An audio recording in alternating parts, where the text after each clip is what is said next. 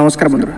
এক সময় মহান্বিত পাহাড়ে পতাকাতে সে অবস্থিত একটি শান্ত গ্রামে ঋষিদেব নামে এক জ্ঞানী বৃদ্ধ ঋষি বাস করতেন। তার প্রজ্ঞা ও দয়ার জন্য বিখ্যাত।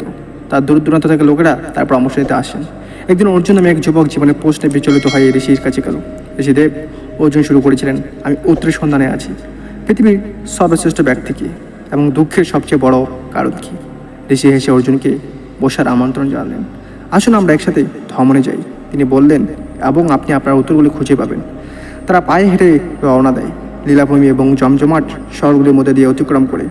পথে তারা অনেক লোকের মুখোমুখি হয়েছিল, প্রত্যেকে তাদের পাঠে অবদান রেখেছিল।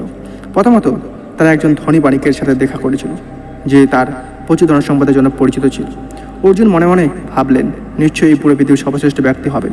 যাই হোক, যখন তারা বাণিজ্যের সাথে কথা বলেন, তখন সে তার সম্পদ থাকা সত্ত্বেও তারা গভীর অসুখ প্রকাশ করে। তার হৃদয় এবং সম্পত্তি এবং তার চারপাশের লোকেদের প্রতি বিশ্বাস নিয়ে উদ্বেগে ভারী ছিল। তারপর তারা একজন পরাক্রমশালী রাজার সাথে দেখা করে, যার শক্তি এবং প্রভাব সারা দেশে বিস্তৃত ছিল। অর্জুন নিশ্চিত হলেন রাজাই সর্বশ্রেষ্ঠ, কিন্তু রাজা তাদের কাছে আশ্বস্ত করেছিলেন যে তিনি ক্রমাগত তার সিংহাসনে হারানোর ভয়ে ভীত ছিলেন এবং চিরকাল উদ্বেগের মধ্যে থাক। তাদের যাত্রা অব্যাহত ছিল যতক্ষণ না তারা একটি ছোট গ্রামে পৌঁছায়। সেখানে তারা একটি বৃদ্ধ মহিলার সাথে দেখা করে। তার নম্র বাসস্থান এবং বিনয়ী উপায় সত্ত্বেও তার মুখে শান্তি এবং আনন্দের গভীর অনুভূতি বিকিরণ করেছিল। তিনি তাদের উষ্ণভাবে স্বাগত জানান এবং তাদের সাথে তার সাধারণ খাবার ভাগ করে নেন। অর্জুন তার মুখে হতবাক হয়ে জিজ্ঞাসা করল, মা, তোমার এত কম আছে, তবুও তুমি এত সন্তুষ্ট, এটা কীভাবে সম্ভব? বৃদ্ধ সে উত্তর দিলেন, আমার প্রিয় সত্যিকারের তৃপ্তি ভেতর থেকে আসে।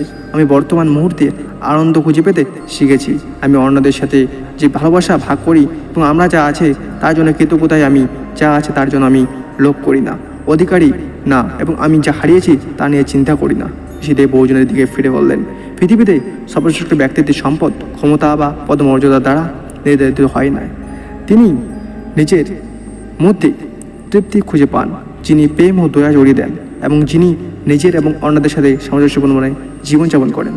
দুঃখের সবচেয়ে বড় কারণ হলো আমরা যখন আমাদের কাছে যা নেই তা নিয়ে ক্রমাগত তাড়া করি বা যা হারিয়েছি, তখন আমরা নিজের দুঃখে কষ্ট তৈরি করি।